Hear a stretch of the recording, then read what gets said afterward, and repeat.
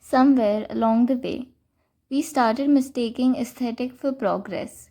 We started believing that if something looked right, it must be right. If the desk was clean enough, if the morning routine looked calm enough, if the playlist felt productive enough, then maybe we were becoming the person we wanted to be. We built entire versions of ourselves in our heads: the desk, the routine, the color coded planner, the slow morning with sunlight pouring in, the version of us who wakes up early, drinks water, journals, stretches, the that girl morning. We don't just want a better life, we want a beautiful one. We want it to feel cinematic, intentional, soft, controlled.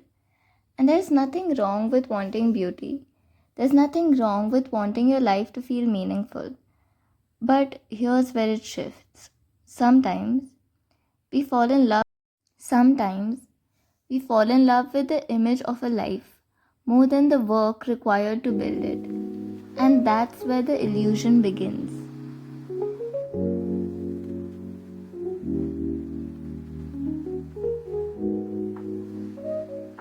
Because pretending feels safe, planning feels safe, designing a reset feels safe.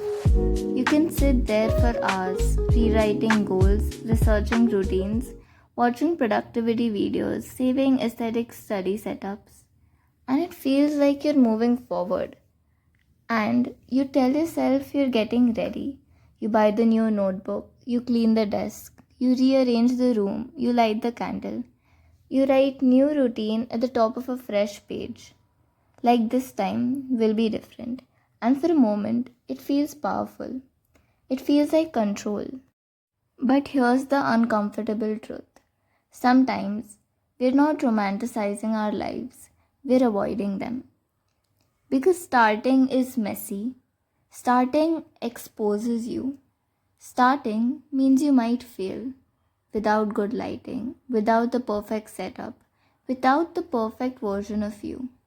So we stay in preparation mode because preparation gives you the illusion of movement without the discomfort of change. It lets you feel productive without risking your ego, and that comfort is addictive.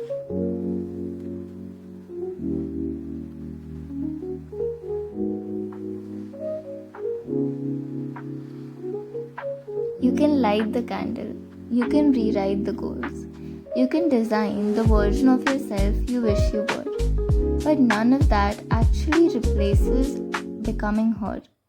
None of that replaces sitting down on an ordinary afternoon when you don't feel motivated and doing the uncomfortable thing anyway.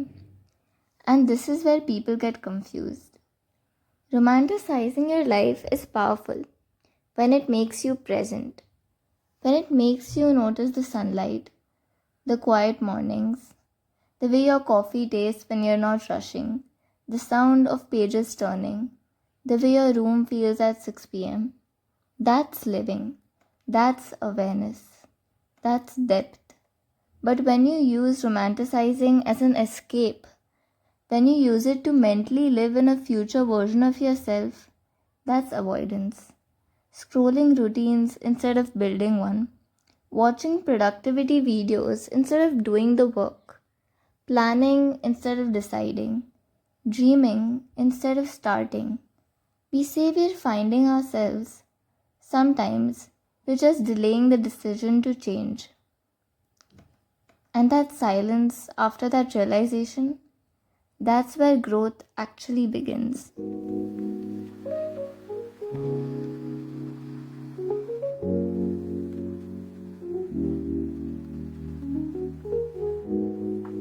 The ordinary is not a waiting room. It's not the before.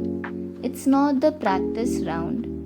This random Tuesday afternoon, this slightly messy desk, this half finished page, this inconsistent, imperfect version of you. This is your life. Not the Pinterest board, not the future glow up. This. And the truth is, the life you're trying to romanticize into existence will never arrive if you keep treating the present like something to upgrade out of. You don't need a prettier routine. You need to begin. You need to sit down and do the uncomfortable thing without turning it into an aesthetic first, without wanting to feel like her, because you don't become her by watching her. You become her by acting before you feel ready. Create a life for yourself, a real one built on ordinary days, on discipline without an audience, on effort that doesn't look cinematic, on quiet consistency. Create a reality that doesn't need escaping, where you don't have to disappear into future fantasies just to tolerate the present, and then romanticize that. Romanticize the effort, the process, the messy desk, the crossed out lines, the tired evenings, the small wins no one claps for. Not because it looks perfect, but because it's yours. And that's enough.